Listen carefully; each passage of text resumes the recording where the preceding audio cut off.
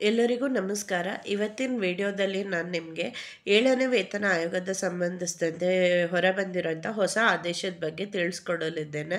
So ನೀವು ನನ್ನ channel ನೋಡ್ತಿದ್ರೆ ನಿಮ್ಗೆ ಗೊತ್ತೇ ಇರುತ್ತೆ, ನಾನು 7th ಪೇ ಕಮಿಷನಿಗೆ ರಿಲೇಟೆಡ್ ಏನೇ ಹೊಸ ಇನ್ಫಾರ್ಮೇಷನ್ ಸಿಕ್ಕಿದ್ರು ಇಮಿಡಿಯೇಟ್ ಆಗಿ ನನ್ನ ಚಾನಲಲ್ಲಿ ವಿಡಿಯೋ ಮಾಡಿ ಅಪ್ಲೋಡ್ ಮಾಡ್ತೀನಿ. ಸೊ ಹಾಗೆ ಇದುವರೆಗೆ ಏನೇನು ಆದೇಶ ಪ್ರತಿಗಳು ಹೊರ ಬಂದಿದೆಯೋ ಅದರ ಬಗ್ಗೆ ಎಲ್ಲ ಇನ್ಫಾರ್ಮೇಷನ್ಗಳನ್ನು ನಾನು ವಿಡಿಯೋ ಮಾಡಿ ಅಪ್ಲೋಡ್ ಮಾಡಿದ್ದೀನಿ.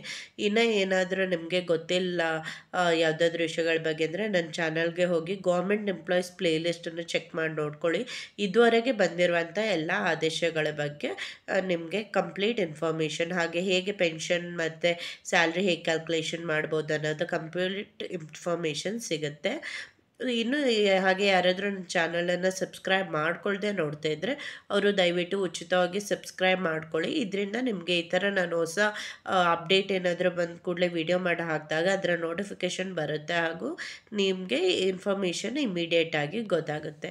ಸೊ ಇವತ್ತು ನಾನು ಏನು ಮಾಡ್ತಿದ್ದೆ, ನಾನು ಯೂಶ್ವಲಿ ಏನು ಮಾಡ್ತೀನಿ ಅಂದರೆ ಈ ಥರ ಆದೇಶ ಪ್ರತಿ ಇದ್ದರೆ ಆ ಆದೇಶ ಪ್ರತಿಯಿಂದ ಇಂಪಾರ್ಟೆಂಟ್ ಅಂಶಗಳನ್ನು ಟೈಪ್ ಮಾಡಿ ಬರ್ಕೊಂಡು ಅದನ್ನು ಮಾತ್ರ ತೋರಿಸ್ತಿದ್ದೆ. ಯಾಕಂದರೆ ಎಲ್ಲ ಎಕ್ಸ್ಪ್ಲೇನ್ ಮಾಡ್ತಾ ಕೂತ್ರೆ ಸುಮ್ಮನೆ ಲೆಂತಿ ಆಗುತ್ತೆ, ವಿಡಿಯೋ ನೋಡೋರ್ಗೂ ಬೋರ್ ಆಗುತ್ತೆ ಅಂತ.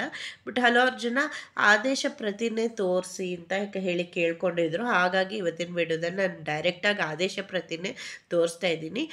ಇವತ್ತಿನ ವಿಡಿಯೋದಲ್ಲಿ ಏನಂದರೆ ವೈದ್ಯಕೀಯ ಭತ್ಯೆಗಳು, ಇದು ನಿಮಗೆ ನಿವೃತ್ತಿ ಆದವ್ರಿಗೆ ಮತ್ತು ಸರ್ಕಾರಿ ನೌಕರಿ ಎಲ್ಲರಿಗೂ ಅನ್ವಯ ಆಗುತ್ತೆ. ಸೊ ಅವ್ರ ಬಗ್ಗೆ ವೈದ್ಯಕೀಯ ಭತ್ಯೆ ದರಗಳಲ್ಲಿ ಪರಿಷ್ಕರಣೆ ಆಗಿರೋದ್ರ ಬಗ್ಗೆ ಆದೇಶ ಹೊರಡಿಸಿರೋದನ್ನು ನೋಡ್ಬೋದು. ಸೊ ಇದು ರೀಸೆಂಟಾಗಿ ನೀವು ನೋಡ್ಬೋದು 28 ಇದು ಆಗಸ್ಟಲ್ಲಿ, ಸಾರಿ 28 ಅಲ್ಲ, ಆಗಸ್ಟ್ ಎಂಡ್ಗೆ ಹೊರಡಿಸಿರುವಂತಹ ಆದೇಶ ಪ್ರತಿ ಆಗಿರುತ್ತೆ ಇದು.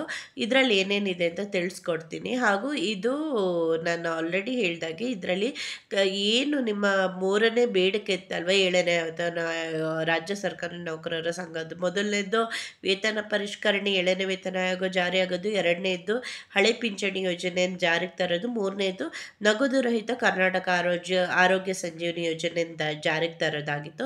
ಸೊ ಈ 3ನೇದೇ ನಗದು ರಹಿತ ಕರ್ನಾಟಕ ಆರೋಗ್ಯ ಸಂಜೀವನಿ ಯೋಜನೆಯನ್ನು ಈ ಆದೇಶ ಪ್ರತಿಯಲ್ಲಿ ಜಾರಿಗೊಳಿಸಿದ್ದಾರೆ. ಸೊ ಇದರಿಂದ ನಾನು ಹೇಳ್ದಾಗೆ ಹಲವಾರು ಜನರಿಗೆ ಉಪಯೋಗ ಆಗಲಿದೆ, ಹಲವಾರು ಜನ ಎಂಪ್ಲಾಯೀಸ್ಗೆ, ನಿವೃತ್ತಿ ಹೊಂದಿದವರು ಎಲ್ಲರಿಗೂ ಉಪಯೋಗ ಆಗಲಿದೆ. ಹಾಗಾಗಿ ನಾನು ಈ ಆದೇಶ ಪ್ರತಿನೇ ತೋರಿಸ್ತಾ ಇದ್ದೀನಿ ನೋಡಿ. ಇದು ವ್ಯಾಲಿಡ್ ಇನ್ಫಾರ್ಮೇಷನ್, ನಾನು ಸುಮ್ಮನೆ ಯಾವುದು ನಾನೇ ಒಂದು ಆದೇಶ ಆಗಿದೆ ಅಂತ ಹೇಳಿರೋದೆಲ್ಲ. ನೀವೇ ನೋಡ್ತಿರೋಂಗೆ ಕರ್ನಾಟಕ ಸರ್ಕಾರದಿಂದನೇ ಆದೇಶ ಆಗಿರುವಂತಹ ಆದೇಶ ಪ್ರತಿಯಲ್ಲೇ ತೋರಿಸ್ತಾ ಇದ್ದೀನಿ. ಸೊ ಇದರಲ್ಲಿ ನಾನು ಇಂಪಾರ್ಟೆಂಟ್ ವಿಷಯಗಳನ್ನು ತಿಳಿಸ್ತೀನಿ. ಏನು ಅಂತ, ರಾಜ್ಯ ಸರ್ಕಾರದ ನೀತಿ ನಿರ್ಣಯದಂತೆ ಮೇಲೆ ಓದಲಾದ ಅಂದರೆ 2000, ನಾನು ಇದನ್ನು ಕಂಪ್ಲೀಟಾಗಿ ಓದಕ್ಕೆ ಹೋಗಲ್ಲ, ಯಾಕಂದರೆ ಈ ಇನ್ಫಾರ್ಮೇಷನ್ಗಳೆಲ್ಲ ಸುಮ್ಮನೆ ಒಂದು ಆದೇಶ ಪ್ರತಿ ಅಂದಾಗ ಆ್ಯಡ್ ಮಾಡಿರ್ತಾರಲ್ವ, ಅಲ್ಲಿಂದ ಜನರಿಗೆ ಉಪಯುಕ್ತವಾದಂಥ ಇನ್ಫಾರ್ಮೇಷನ್ ಎಲ್ಲಿಂದ ಇರುತ್ತೋ ಅಲ್ಲಿಂದ ಓದ್ತೀನಿ, ಓಕೆನಾ. ಸೊ ಇಲ್ಲಿ ನೀವು ನೋಡ್ತಾ ಇರ್ಬೋದು, ಇದು 27ನೇ ಆಗಸ್ಟ್ 2024 ರೀಸೆಂಟಾಗಿ ಬಂದಿರುವಂತಹ ಆದೇಶ ಪ್ರತಿ ನೀವು ನೋಡ್ತಾ ಇರ್ಬೋದು. ಸೊ ಇದರಲ್ಲಿ ಏನು ಹೇಳಿದ್ದಾರೆ ಅಂದರೆ, ಗ್ರೂಪ್ ಸಿ ಮತ್ತು ಗ್ರೂಪ್ ಡಿ ವೃಂದದ ಹುದ್ದೆಗಳಲ್ಲಿ ಕಾರ್ಯನಿರ್ವಹಿಸುತ್ತಿರುವ ರಾಜ್ಯ ಸರ್ಕಾರಿ ನೌಕರರುಗಳಿಗೆ ಲಭ್ಯವಿರುವ ವೈದ್ಯಕೀಯ ಭತ್ಯೆಯ ದರಗಳನ್ನು ಮಾಸಿಕ ₹200ರಿಂದ ಮಾಸಿಕ ₹500ಗೆ 1ನೇ ಆಗಸ್ಟ್ 2024ರಿಂದ ಜಾರಿಗೆ ಬರುವಂತೆ ಪರಿಷ್ಕರಿಸಲು ಸರ್ಕಾರವು ಹರ್ಷಿಸುತ್ತದೆ. ಅಂದರೆ ಗ್ರೂಪ್ ಸಿ ಮತ್ತು ಗ್ರೂಪ್ ಡಿಯಲ್ಲಿ ಯಾರ್ಯಾರು ಕೆಲಸ ಮಾಡ್ತಿರ್ತೀರೋ ಅವರಿಗೆ ಸಿಗುವಂತಹ ಮಾಸಿಕ, ಅಂದರೆ ಪ್ರತಿ ತಿಂಗಳು ಸಿಗುವಂತಹ ವೈದ್ಯಕೀಯ ಭತ್ಯೆ ಅಥವಾ ಹೆಲ್ತ್ ಅಲೋವೆನ್ಸ್, ಮೆಡಿಕಲ್ ಅಲೋವೆನ್ಸ್ ಅಂತ ಏನು ಹೇಳ್ತೀವಿ, ಅದು ಪ್ರತಿ ತಿಂಗಳು ₹200 ಇರೋದು ನಿಮಗೆ ಇನ್ನೂ ₹500 ಆಗುತ್ತೆ. ಸೊ ಇದು ತಾತ್ಕಾಲಿಕವಾಗಿರುತ್ತೆ. ತಾತ್ಕಾಲಿಕ ಅಂದರೆ ನೆಕ್ಸ್ಟ್ ಹೇಳ್ತಿದ್ದಾರೆ ನೋಡಿ, ನಗದು ರಹಿತ ಕರ್ನಾಟಕ ಆರೋಗ್ಯ ಸಂಜೀವನಿ ಯೋಜನೆಯು ಸೌಲಭ್ಯವು ಅನುಷ್ಠಾನಗೊಳ್ಳುವವರೆಗೆ ಈ ವೈದ್ಯಕೀಯ ಸೌಲಭ್ಯವು ಲಭ್ಯವಿರುತ್ತದೆ. ಅಂದರೆ ಕರ್ನಾಟಕ ಆರೋಗ್ಯ ಸಂಜೀವನಿ ನಗದು ರಹಿತ ಅಂದರೆ ಏನು ಅರ್ಥ, ನಾನು ಆಲ್ರೆಡಿ ಎಕ್ಸ್ಪ್ಲೇನ್ ಮಾಡಿದ್ದೀನಿ ಹಳೆ ವೀಡಿಯೋಸ್ಗಳಲ್ಲಿ. ಕ್ಯಾಶ್ಲೆಸ್ ಟ್ರಾನ್ಸಾಕ್ಷನ್ ಅಂದರೆ ಇವಾಗ ನೀವು ಹೋಗಿ ಹುಷಾರಿಲ್ಲ ಅಂತ ನಿಮಗೆ ಹಾಸ್ಪಿಟಲ್ಲಿ ಅಡ್ಮಿಟ್ ಆದರೆ ಅವರು ₹1 ತೊಗೊಳ್ದೆ ನಿಮಗೆ ಒಂದು ಆರೋಗ್ಯ ಸಂಜೀವನಿ ಕಾರ್ಡ್ ಅಂತ ಸಿಗುತ್ತೆ. ಆ ಕಾರ್ಡನ್ನು ತೋರಿಸಿದ್ರೆ ಅವರೇ ಹಾಸ್ಪಿಟಲ್ ಬಿಲ್ಸ್ ಏನಿರುತ್ತೋ ಅದನ್ನು ಅವರೇ ನೋಡ್ಕೊಳ್ತಾರೆ, ನೀವು ಏನೂ ಕಟ್ಟಬೇಕಾಗಿರೋದಿಲ್ಲ. ಸೊ ಇದು ಜಾರಿಗೆ ಬರುತ್ತೆ. ಬಟ್ ಜಾರಿ ಆಗೋಲ್ಲವರೆಗೂ ಏನು ಮಾಡ್ಬೋದಂದರೆ, ನಿಮಗೇನು ಇವಾಗ ಮೆಡಿಕಲ್ ಏನೋ ಮೆಡಿಸಿನ್ ಖರ್ಚು ಇರುತ್ತೆ, ಏನು ಖರ್ಚು ಇರುತ್ತೋ ಅದಕ್ಕೋಸ್ಕರ ನಿಮಗೆ ಪ್ರತಿ ತಿಂಗಳು ₹500 ಸಿಗಲಿದೆ. ಆಯಿತಾ. ಪ್ರತಿ ತಿಂಗಳು 500 ರೂಪಾಯಿನ ನೀವು ಏನು ಮೆಡಿಕಲ್ ಏನು ಖರ್ಚು ಇರುತ್ತೋ, ಬ್ಲಡ್ ಟೆಸ್ಟ್ ಹೋಗ್ತೀರಾ ಅಥವಾ ಮೆಡಿಸಿನ್ ಬೈ ಮಾಡ್ತೀರಾ, ಅದಕ್ಕೆ ಯೂಸ್ ಮಾಡ್ಕೊಳ್ಬೋದು. ಹಾಗೆ ಇದು ನಗದು ರಹಿತ ಜಾರಿ ಆದಮೇಲೆ ನೀವು ಡೈರೆಕ್ಟಾಗಿ ನೀವು ಫಸ್ಟು ದುಡ್ಡು ಕೊಟ್ಟು ಆಮೇಲೆ ಆ ಬಿಲ್ಸ್ ತೋರಿಸಿ ಅದರ ಹಣವನ್ನು ಪಡೆದುಕೊಳ್ಬೇಕಾಗಿಲ್ಲ. ಮೊದಲೇ ನಿಮಗೆ ಡೈರೆಕ್ಟಾಗಿ ಸರ್ಕಾರದಿಂದನೇ ದುಡ್ಡು ಡೈರೆಕ್ಟಾಗಿ ಸಿಗುತ್ತೆ. ಡೈರೆಕ್ಟಾಗಿ ಹಾಸ್ಪಿಟಲಿಗೆ ಅವರೇ ಸರ್ಕಾರದ ಮೂಲಕನೇ ಕಟ್ತಾರೆ. ಇದು ಆಲ್ರೆಡಿ ಇವಾಗ IT ಡಿಪಾರ್ಟ್ಮೆಂಟ್ ಅಲ್ಲೆಲ್ಲ ಹೆಲ್ತ್ ಇನ್ಶೂರೆನ್ಸ್ ಏನಿದೋ ಅವ್ರ ಹತ್ರ ಎಲ್ಲ ಆಲ್ರೆಡಿ ಇದು ಕ್ಯಾಶ್ಲೆಸ್ ಫೆಸಿಲಿಟಿ ಇರುತ್ತೆ. ಸರ್ಕಾರಿ ನೌಕರರಿಗೆ ಈ ಫೆಸಿಲಿಟಿ ಸಿಕ್ಕಿರಲಿಲ್ಲ. ಹಾಗಾಗಿ ಈ ಸಲ ಏನು ಹೇಳಿದ್ದಾರೆ ಅಂತ ಅದನ್ನು ಕೂಡ ಜಾರಿಗೆ ಮಾಡ್ತಾರೆ ಅಂತ. ಸೊ ನಗದು ರಹಿತ ವೈದ್ಯಕೀಯ ಸೌಲಭ್ಯ ಯೋಜನೆಯು ಅನುಷ್ಠಾನಗೊಂಡ ನಂತರದಲ್ಲಿ ವೈದ್ಯಕೀಯ ಭತ್ಯೆ ಮಂಜೂರಾತಿ ಈ ಆದೇಶವು ಜಾರಿಯಲ್ಲಿರುವುದು ಕೊನೆಗೊಳ್ಳುತ್ತದೆ ಮತ್ತು ನಗದು ರಹಿತ ಯೋಜನೆ ಅನುಷ್ಠಾನಗೊಂಡ ಬಳಿಕ ಯಾವುದೇ ಸರ್ಕಾರಿ ನೌಕರರು ಈ ಸೌಲಭ್ಯವನ್ನು ಪಡೆಯಲು ಅರ್ಹನಿರುವುದಿಲ್ಲ. ಅಂದರೆ ಏನು ಹೇಳಿದ್ದಾರೆ ಅಂದರೆ, ಇವಾಗ ಹೇಳಿದಲ್ವಾ, ಕರ್ನಾಟಕ ನಗದು ರಹಿತ ಕರ್ನಾಟಕ ಆರೋಗ್ಯ ಸಂಜೀವಿನಿ ಯೋಜನೆ ಜಾರಿ ಆಗೋದಕ್ಕೆ ಇನ್ನೂ ಸ್ವಲ್ಪ ದಿನ ಆಗ್ಬೋದಲ್ವಾ. ಅಷ್ಟರವರೆಗೆ ಯಾರಿಗಾದರೂ ಇವಾಗ ಟೆಸ್ಟ್ ಮಾಡೋಕ್ಕೆ ಹೋದ್ರು ಅಥವಾ ಮೆಡಿಕಲ್ ಇನ್ಶೂರೆನ್ಸ್ ಮೆಡಿಕಲ್ ಖರ್ಚಸ್ ಇದೆ, ಮೆಡಿಕಲ್ ರಿಲೇಟೆಡ್ ಏನೇ ಖರ್ಚಿದ್ರೂ ಕೂಡ ಅವ್ರಿಗೆ ಪ್ರತಿ ತಿಂಗಳು 500 ರೂಪಾಯಿ ಸಿಗಲಿದೆ. ಸೊ 500 ರೂಪಾಯಿ ಪ್ರತಿ ತಿಂಗಳು ಅಂದರೆ ವರ್ಷಕ್ಕೆ 6,000 ರೂಪಾಯಿ ಆಯಿತು. ಸೊ 6,000 ರೂಪಾಯಿ ನಿಮಗೆ ವರ್ಷಕ್ಕೆ ಸಿಗಲಿದೆ ಇನ್ಮೇಲೆ ಎಲ್ಲ ಸರ್ಕಾರಿ ನೌಕರರಿಗೂ.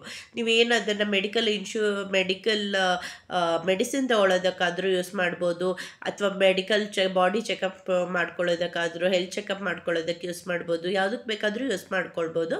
ನೀವು ಬಿಲ್ಲನ್ನು ಸಬ್ಮಿಟ್ ಮಾಡಿ ಆ 6,000 ರೂಪಾಯಿನ ಪಡೆದುಕೊಳ್ಬೋದಾಗಿದೆ.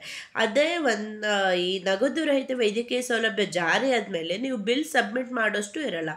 ಯಾವಾಗ ನೀವು ಹಾಸ್ಪಿಟಲಿಗೆ ಹೋಗಿ ಅಡ್ಮಿಟ್ ಮಾಡ್ತೀರಾ ಅಥವಾ ಟ್ರೀಟ್ಮೆಂಟ್ ತೊಗೊತೀರಾ, ಆವಾಗ ಅವ್ರು ಏನು ಈ ಆರೋಗ್ಯ ಸಂಜೀವಿನಿ ಕಾರ್ಡನ್ನು ಕೊಡ್ತಾರೆ ಅದನ್ನು ತೋರಿಸಿದ್ರೆ ನಿಮಗೆ ಇನ್ಫಾರ್ಮೇಷನ್ನು ಅದನ್ನು ತೋರಿಸಿದ ತಕ್ಷಣ ನಿಮಗೆ ತಾನಾಗೆ ಗೌರ್ಮೆಂಟಿಂದನೇ ಆ ಹಾಸ್ಪಿಟಲ್ಗೆ ಬಿಲ್ ಪೇಮೆಂಟ್ ಆಗುತ್ತೆ. ನೀವೇನು ನಿಮ್ಮ ಕೈಯಿಂದ 1 ರೂಪಾಯಿನೂ ಕೊಡೋ ಅಗತ್ಯ ಇರೋದಿಲ್ಲ.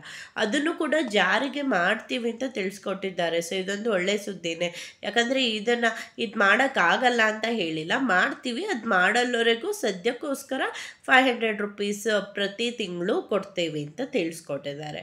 ಹಾಗೆ ಇನ್ನು ಹಲವಾರು ಜನ ಪಿಂಚಣಿದಾರರದ್ದು ಏನು 10% 70 ವರ್ಷ ಆದಮೇಲೆ ಅವರಿಗೆ ಏನು 10% ಎಕ್ಸ್ಟ್ರಾ ಇದೆ, ಅದರ ಆದೇಶ ಪ್ರತಿ ತೋರಿಸ್ಕೊಡಿ ಅಂತ ಕೇಳಿದರೆ, ಆದರೆ ಸದ್ಯಕ್ಕೆ ಯಾವುದೇ ರೀತಿಯ ಆದೇಶ ಪ್ರತಿ ಬಿಡುಗಡೆ ಆಗಿಲ್ಲ. ನೀವು ನಾನು ಹೇಳ್ದಂಗೆ ಆಲ್ರೆಡಿ ಬ್ಯಾಚ್ ವೈಸ್ ಬಿಡುಗಡೆ ಮಾಡ್ತಾ ಇದ್ದಾರೆ. ಒಂದೊಂದೇ ಯೋಜನೆಗೂ ರಿಲೇಟೆಡ್ ಆದೇಶ ಪ್ರತಿನ ಹಾಕ್ತಾ ಇದ್ದಾರೆ.